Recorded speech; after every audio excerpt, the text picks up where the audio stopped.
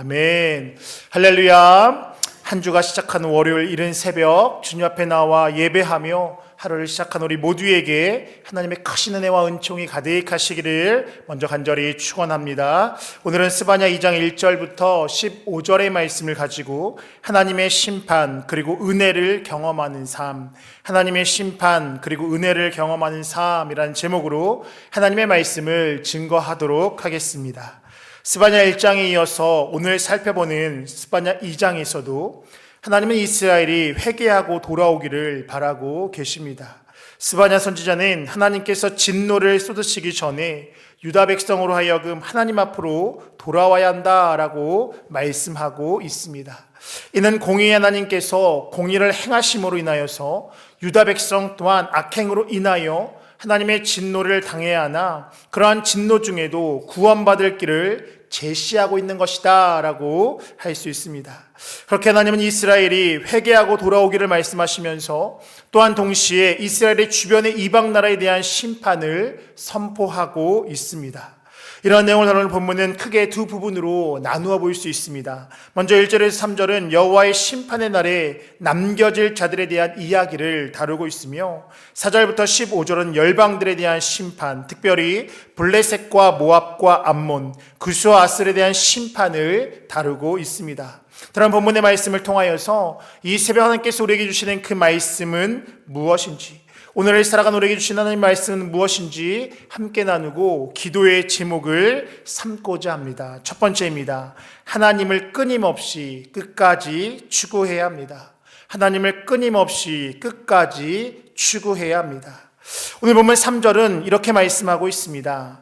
여호와의 규례를 지키는 세상의 모든 겸손한 자들아, 너희는 여호와를 찾으며 공의와 겸손을 구하라. 너희가 혹시 여호와의 분노의 날에 숨김을 얻으리라 라고 말씀하고 있습니다. 하나님 이방의 심판에 대한 선포에 앞서서 여호와를 찾으며 공의와 겸손을 구하라 라고 말씀하고 있습니다. 근데 중요한 것은 여호와를 찾으라 라는 말씀을 듣는 그 대상이 누구냐라는 것입니다. 본문 3절 앞부분은 이렇게 이야기합니다. 여호와의 규례를 지키는 세상의 겸손한 자들아 라고 이야기합니다. 이들이 의미하는 것은 무엇이냐? 먼저 1차적으로는 이스라엘 백성, 유다 백성을 가리키는 것이고, 보다 넓게 해석한다라면 하나님을 믿는 모든 자들을 의미한다라고 할 수 있습니다. 즉 하나님을 믿는 자들에게, 또 겸손한 자들에게 하나님을 찾고 또 공의를 배우며 겸손을 구하라 라고 말씀하고 있습니다. 그렇게 되면 어떻게 되느냐? 여호와의 분노의 날에 숨김을 얻을 것이다 라고 말씀하고 있습니다. 즉 끊임없이 여호와를 찾고 찾으며 또 공의와 겸손을 구할 때에 여호와의 날에 이르러 구원에 이르게 된다. 그날이 심판의 날이 되는 것이 아니라 구원의 은혜가 그들 가운데 임하게 된다라고 말씀하고 있습니다. 분명한 것은 무엇이냐? 하나님을 찾는 일에, 하나님을 구하는 그 일에 이 정도면 됐지, 그 정도면 됐지라는 그것은 없다라는 것입니다. 신앙생활을 오래 하신 분들이 쉽게 빠진 함정이 무엇이냐? 이 정도면 됐지, 그때 그렇게 쓰면 됐지라는 어떤 그런 마음의 자세이고 그런 고백이다라는 것입니다. 젊었을 때 열심히 했는데 그땐 그랬는데 이제는 뭐라고 하면서 그러한 마음을 가지는 경우들이 종종 있다라는 것입니다. 근데 중요한 것은 무엇이냐? 우리가 구원을 받는 믿음은 그때의 믿음이 아니라 바로 지금의 믿음이다라는 사실을 우리는 분명히 기억하며 나아가야 하는 것입니다. 하나님 앞에서의 우리의 신앙은 다른 누구와 비교하는 것이 아닙니다. 하나님 앞에서의 우리의 신앙의 비교의 대상은 바로 나 스스로다라는 것입니다. 즉 어제의 내 신앙보다 더 나은 오늘의 신앙을 가지고 있느냐, 오늘의 신앙보다 더 나은 내일의 신앙을 가지느냐, 이것이 바로 우리의 모습, 우리가 집중해야 되는 신앙의 모습이고 태도다라는 것입니다. 과거의 믿음이 내 믿음의 자랑이 되는 것이 아니라 지금 내가 어떠한 믿음을 가지고 있느냐가 중요하다라는 것, 우리는 이것을 분명히 기억하며 나아가야 하는 줄 믿습니다. 사무엘 시대의 제사장이었던 엘리 제사장을 우리는 잘 알고 있습니다. 당시 그의 시작은, 그의 젊은 날의 시작은 어쩌면 그 누구보다도 뛰어났을 것이다 라는 것입니다. 그러나 그의 나중은 그렇지 못했습니다. 사무엘상 3장 2절은 이렇게 이야기합니다. 엘리의 눈이 점점 어두워가서 잘 보지 못하는 그때에 그가 자기 처소에 누웠고 라고 이야기합니다. 또한 그런 그의 마지막에 대해서 성경은 이렇게 이야기합니다. 사무엘상 17장 17절 후반입니다. 당신의 두 아들 홈니의 비느하스도 죽임을 당하였고 하나님에게는 빼앗겼나이다. 하나님에게를 말할 때에 엘리가 자기의 의자에서 뒤로 넘어져 문 곁에 목이 부러져 죽었으니 나이가 많고 비대한 까닭이라 라고 말씀하고 있습니다. 이스라엘의 대제사장이었지만 그가 나이 들어 그의 영혼이 어두워지게 되었고 영적으로 비대해진 결과 그는 그러한 최후를 맞게 되었습니다. 반면 모세의 마지막은 달랐습니다. 신명기 34장 7절입니다. 모세가 죽을 때에 나이가 120세 되었으나 그의 눈이 흐리지 아니하였고 그의 기력이 쇠하지 아니하였더라 라고 말씀하고 있습니다.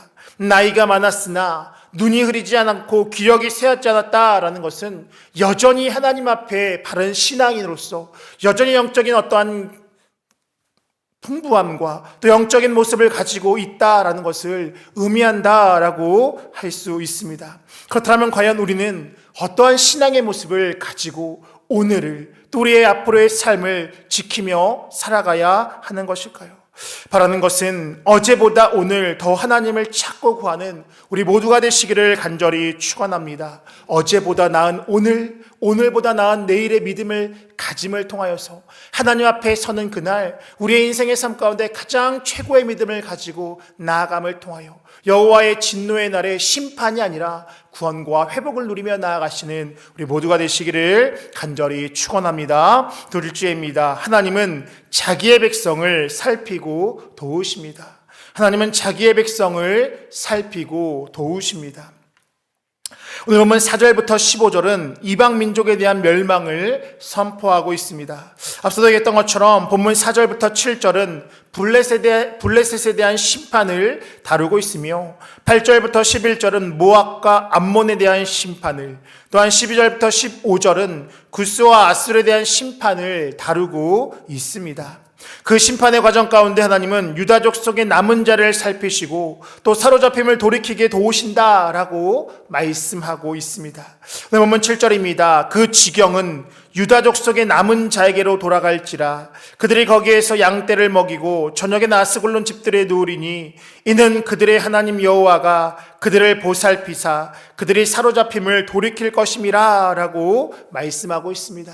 또한 본문 9절 하반절입니다. 내 백성의 남은 자들이 그들을 노략하며 나의 남은 백성이 그것을 기업으로 얻을 것이라 라고 말씀합니다. 이와 같이 심판의 날에도 하나님은 그를 믿는 백성들과 함께 하시고 그들을 구원하시고 그들의 살 길을 열어주신다라고 분명하게 말씀하고 있는 것입니다. 그렇게 우리가 할 일은 무엇이냐? 늘 하나님 편에 서서 하나님의 도움을 구하며 하나님의 구원을 바라는 것, 이것이 바로 우리의 모습이 되어야 하는 줄 믿습니다. 시편 13편 4절입니다. 내가 사망의 음침한 골짜기로 다닐지라도 해를 두려워하지 하지 않을 것은 주께서 나와 함께 하심이라 주의 지팡이와 막대기가 나를 안위하시나이다 라고 말씀합니다. 또한 시편 46편 1절입니다. 하나님은 우리의 피난처시요 힘이시니 환난 중에 만날 큰 도움이시라 라고 말씀합니다. 심판의 날 하나님의 백성을 구원해 주실 그 하나님은 환난의 날에 우리의 피난처가 되시며 우리의 도움이 되시는 하나님, 그 하나님은 오늘도 우리와 함께 하시고 또 우리의 삶 가운데 우리의 삶을 인도하시고 세워 가시는 분인 줄 믿습니다. 미국에서 가장 위대한 대통령이라고 꼽히는 에브라임 링컨 대통령은 그가 대통령이 당선된 이후에 이 워싱턴을 떠나면서 많은 시민들에게 이렇게 이야기를 했다라고 합니다. 사랑하는 여러분, 우린 하나님의 도우심이 없이는 결코 승리할 수 없습니다. 저를 위해 기도해 주십시오. 하나님께서 도와주시면 저는 어떤 어려움도 이겨낼 수 있다라고 믿습니다. 저를 위해 기도해 주십시오 라고 그렇게 이야기했다라는 것입니다. 즉 아브라함 링컨은 하나님의 도우심으로 승리할 수 있었음을 고백하는 동시에 더 나아가 하나님의 도우심으로 앞으로의 어떠한 어려움과 어떠한 상황 가운데서도 승리할 수 있음을 믿음으로 고백했던 것입니다. 우리 또한 마찬가지입니다. 심판날에 도우실 하나님께서는 오늘도 우리를 도우시고 인도해 주시는 줄 믿습니다. 그렇게 우리는 하나님만을 바라보며 그의 도움을 구하며 나아가야 하는 것입니다. 바라는 것은 하나님의 온전하신 도우심, 역사하심, 또 예배하심을 통하여서 오늘도 주어진 삶 가운데 넉넉히 승리하며 나아가는 우리 모두의 삶 되시기를 간절히 축원합니다. 끝으로 신원시키시는 하나님을 바라봐야 합니다. 신원시키시는 하나님을 바라봐야 합니다. 하나님께서 이방의 백성을 심판하시는 그 이유에 대해서 오늘 본문은 다음과 같이 말씀하고 있습니다. 본문 8절입니다. 내가 모압의 비방과 암몬의 자손이 조롱하는 말을 들었나니 그들이 내 백성을 비방하고 자기들의 경계에 대하여 교만하였느니라 라고 말씀합니다. 또한 본문 10절 이렇게 얘기합니다. 그들이 이런 일을 당할 것은 그들이 만군의 여호와의 백성을 회방하고 교만하여졌음이라 라고 말씀합니다. 즉 그들이 그렇게 심판을 한 것은 무엇이냐? 하나님 앞에 교만해짐과 또 여호와의 백성을 비방하고 또 조롱하고 회방했던 것이 그들의 심판의 직접적인 이유였던 것입니다. 그들이 이렇게 행동했던 것에 대해서 오늘 본문 15절은 이렇게 이야기합니다. 마음속에 이르기를 오직 나만 있고 나 외에는 다른 이가 없다 하더니 라고 이야기합니다. 나만 있고 나 외에 다른 것이 없다라고 말하는 그것은 결국 하나님의 존재를 부정하는 것이고 하나님을 무시하는 심리이고 그러한 태도의 모습이다라는 것입니다. 하나님의 존재를 부정하고 하나님을 무시하기에 그들은 하나님이 없는 것처럼 믿고 행동하게 되었던 것입니다. 그렇게 그들은 하나님을 믿는 자들을 조롱하게 되었고 비방하게 되었고 회방하게 되었던 것입니다. 그런데 오늘 본문의 말씀은 이렇게 합니다. 그런 자들의 결국은 그 끝이 무엇이냐? 그 끝은 패망이고 또 심판이고 영원한 죽음이다 라고 말씀하고 있습니다. 그렇게 우리는 우리가 원수 갚으려고 할 필요가 없으며 우리가 무엇이다 라고 해명할 필요도 없다라는 것입니다. 왜냐하면 그들에 대한 심판이 이미 하나님께로부터 선포되었기 때문인 줄 믿습니다. 그렇게 우리는 오히려 우리의 원수 갚는 것에 집중하는 것이 아니라 오히려 우리의 대상, 우리의 대적들을, 우리의 원수들을, 우리에게 힘들게 하는 그 주변의 사람들을 불쌍히 여겨야 되는 것이고 그들을 위해 기도하며 나아가는 것, 이것이 바로 우리의 모습이 되어야 하는 것입니다.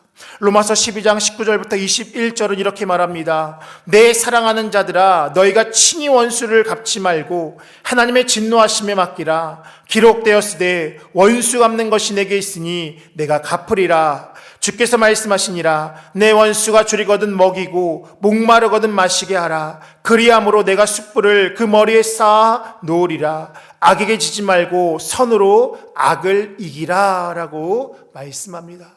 하나님께서는 모든 것을 아시고 모든 것을 신원시키시며 모든 것들을 하나님의 공의로 이루어 가시는 줄 믿습니다. 그렇게 우리가 할 일은 무엇이냐? 그 하나님을 온전히 바라보며 나아가는 것, 그것이 바로 우리의 모습이 되어야 하는 것입니다. 더 나아가서 우리가 할 일이 무엇이냐? 우리가 그러한 자들의 모습이 되지 말아야 한다라는 것입니다.